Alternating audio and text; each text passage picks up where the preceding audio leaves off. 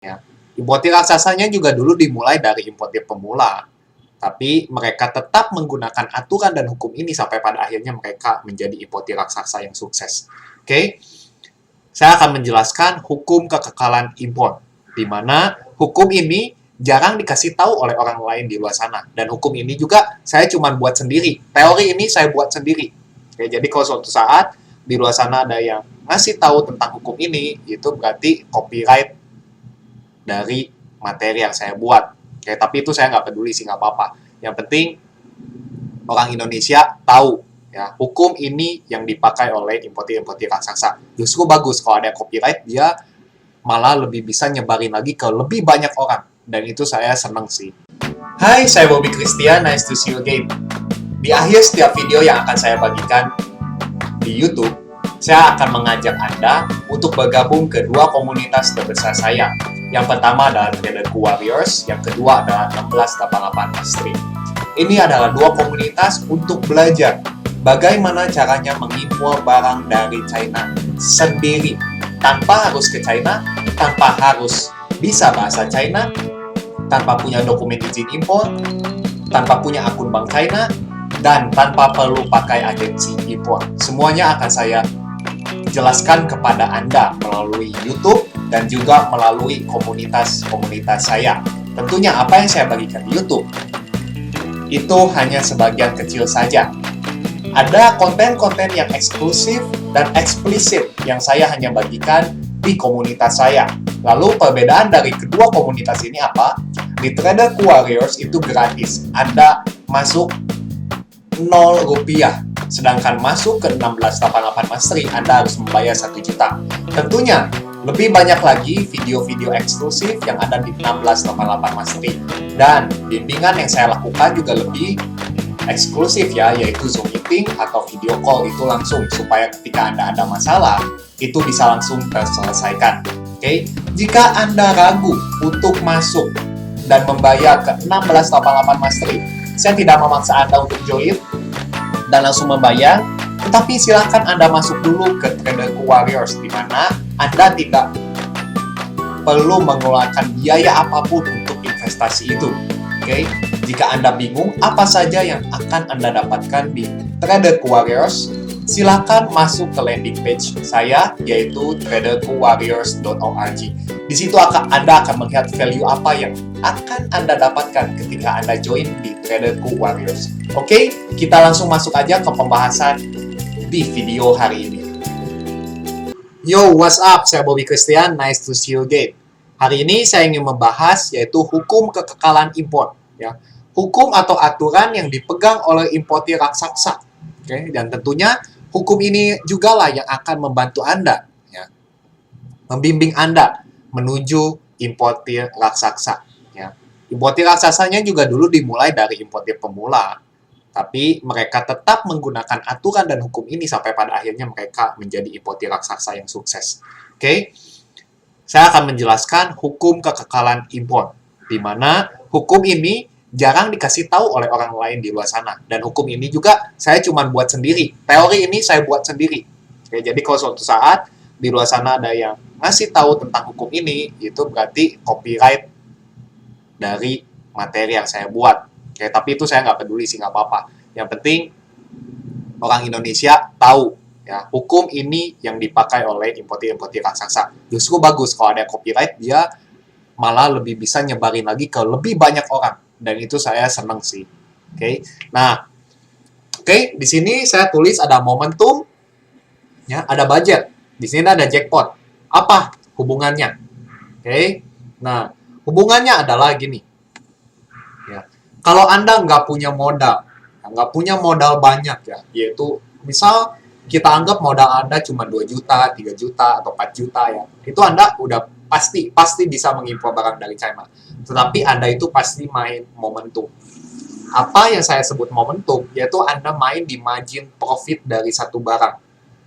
Nah, makanya ketika kita membicarakan tentang momentum, artinya kita juga membicarakan tentang margin profit. Oke?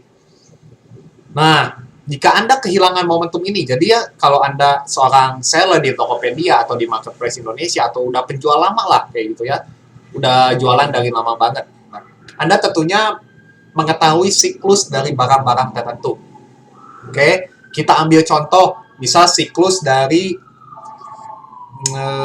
kemarin yang lagi booming tuh apa ya? Sepeda lah ya. Sepeda Brompton. Nah, kita anggap aja waktu itu booming banget. Sekarang kan udah nggak terlalu ya. Nah, kalau misal sepeda Brompton itu satunya 40 juta, ya. Kita anggap aja itu 4 juta lah, gitu ya. 40 juta angkanya terlalu panjang gitu ya. Kita anggap itu 4 juta. Ya, Anda punya modal 4 juta. Nah, Anda itu modalnya cuma tok 4 juta itu. Nah, gimana caranya supaya gua bisa ngimpor dan gua tuh bisa dapetin profit yang banyak, yaitu Anda main momentum. Ya. Waktu itu kan lagi momentum-momentumnya banget tuh. Nah, Anda langsung impor Brompton. Ya, bisa dari luar negeri lah, dari mana lah, dari Cina kayak atau dari mana. Ya. Nah, Anda impor, nah ini lagi momentum banget di Indonesia. Nah, Anda jual satu Brompton itu 60 juta misalnya. Kan sebelumnya 40 juta, tapi kita anggap di sini 4 juta aja lah ya, kurangin nolnya 1. Kurangin nolnya 1. Kita soalnya ambil contoh ibarat aja. Itu kita beli 4 juta di China, lalu dikirim ke Indonesia.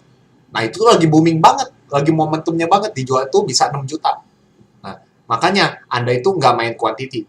Ya, quantity-nya cuma 1, tapi profitnya itu langsung 2 juta. Ya, itu profit Anda langsung 2 juta. Makanya di situ kita bermain momentum, bermain di margin profit. Ya. Bagaimana jika ya Anda itu kehilangan momentum? Kayak sekarang kan udah nggak terlalu booming di Brompton. Lalu Anda pengen ngimpor. Nah, tentunya kalau udah nggak booming, harga jualnya pun akan semakin rendah. Ya. Kalau sebelumnya itu 6 juta, sekarang mungkin cuma 4 juta. Atau mungkin cuma 4 juta 500 ya. Anda belinya itu 4 juta. Berarti cuma profit 500 ribu. Ya. Maka dari itu Anda harus bermain quantity. Yaitu quantity itu selalu berkaitan dengan budget Anda. Kalau Anda beli dengan quantity yang banyak, ya, resikonya apa? Efeknya apa? Anda harus mengeluarkan budget yang lebih banyak. Okay? Kalau sebelumnya Anda jika memain momentum ya, itu jual satu Brompton, itu Anda langsung dapat cuan 2 juta. Ya. Kalau sekarang udah nggak momentum, itu Anda jual satu Brompton, itu 500 ribu. Ya, kalau nggak tahu Brompton itu apa, Brompton itu sepeda ya, sepeda yang mahal nggak jelas itulah. Ya, pokoknya itu Brompton. Brompton itu profitnya cuma 500 ribu kalau dijual sekarang. Nah, berarti supaya profitnya sama ketika waktu lagi momentum-momentumnya tuh, berarti Anda harus menjual 4 sepeda. Bener? Karena satu sepeda itu profitnya 500 ribu, nah, kalau Anda beli 4, lalu dijual 4, berhasil menjual 4, berarti 500 ribu dikali 4, yaitu 2 juta. Ya, tetapi di sini bermainnya quantity. Ya, seperti itu. Semoga apa yang saya jelaskan Anda bisa mengerti ya.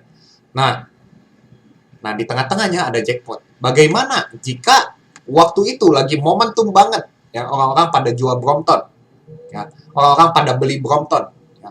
Lalu Anda sebagai penjual Brompton, Anda mengimpor barang dari China, tapi nggak 1 pieces, tetapi 4 pieces.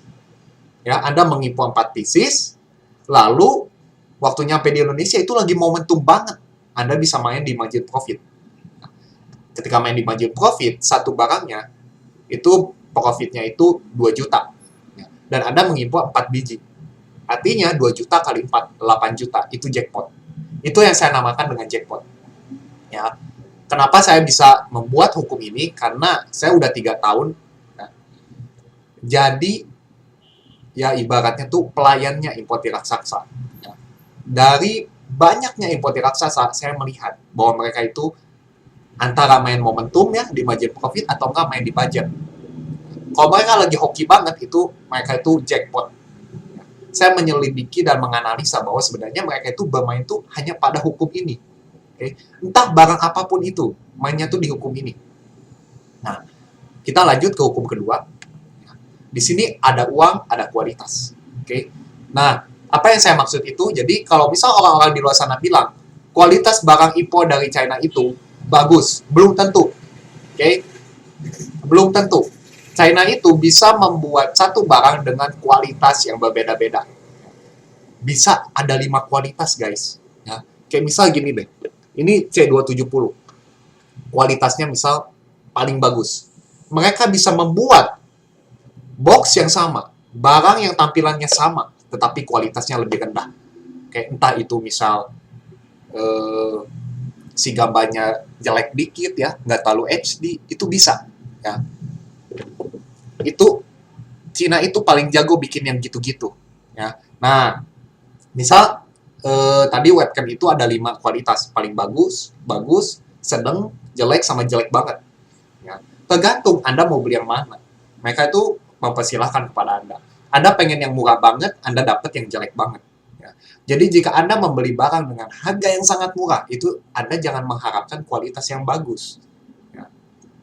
Jika Anda membeli barang dengan kualitas yang mahal, dengan harga yang mahal ya, artinya barang itu pasti bagus kualitasnya. Oke, makanya kualitas dengan harga itu selalu berbanding lurus. Selalu berbanding lurus gini ya. Ada harga, ada kualitas, ada uang, ada kualitas juga. Nah, makanya ini penting nih ketika bernegosiasi dengan orang China. Ya, harga mereka itu misal di 25. Anda nego ke 20 yuan. Ya. Mereka mungkin saja mengiyakan negosiasi Anda. Tetapi mungkin kualitasnya itu akan diturunin, tapi Anda tidak tahu.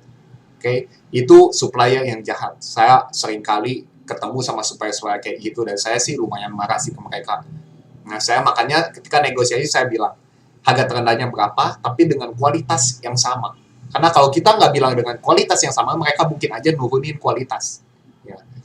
Jadi ada uang, ada kualitas, itu sangat jelas. Tetapi saya ingin kasih tahu bahwa market di Indonesia itu, pembeli-pembeli di Indonesia itu nggak peduli sama kualitas. Contohnya yang sering saya sebutkan adalah kabel handphone. Oke, daripada beli satu kabel handphone Samsung yang ori 200-an ribu, mending saya beli kabel HP yang KW 5 biji. Oke, seperti Anda lihat nih. Ini saya, ya kalau Anda bisa lihat, ini saya KW kabelnya. Lebih baik saya beli yang KW 5 biji sih daripada yang ori ratusan ribu. Oke, itu saya pun mindsetnya kayak gitu. Nah, Anda juga harus tahu mindset dari pembeli Anda itu seperti apa. Dan kebanyakan, mereka itu nggak peduli sama kualitas. Ya, mereka itu cukup dengan kualitas yang sedang. Bahkan mereka tuh minta kualitas yang jelek loh. Ya, nggak pengen terlalu bagus. Ya. Ya, jadi ketika orang mempromosikan tentang impor ya, agensi-agensi impor di luar sana tuh marketing tuh, lalu bilang kualitas barang China itu bagus. Pertanyaan saya adalah, emang pembeli saya itu butuh kualitas yang bagus? Belum tentu. Karena selama saya terjun di dunia impor ini, nah, kualitas yang bagus itu nggak laku. Justru kualitas yang jelek itu laku parah. Nggak tahu kenapa. Nah, memang marketnya seperti itu. Nah, lalu kedua ada quantity, ada diskon. Ya. Kalau misal Anda pengen beli 100 pieces, lalu Anda minta diskon, supaya kasih diskon 2 yuan. Lalu Anda pengen diskonnya dinaikin jadi 4 yuan. Itu akan sangat sulit. Kenapa? Karena ya, quantity itu selalu berbanding lurus dengan diskon. Ya, sama seperti harga dan kualitas. Kalau quantity Anda semakin banyak, diskon pun akan semakin banyak. Oke? Kalau Anda beli 100 pieces, misalnya harganya 8 yuan. Kalau beli 10.000 pieces, jelas diskonnya akan sangat banyak. Bahkan harganya pun bisa sampai 4 yuan. Ya, seperti itu.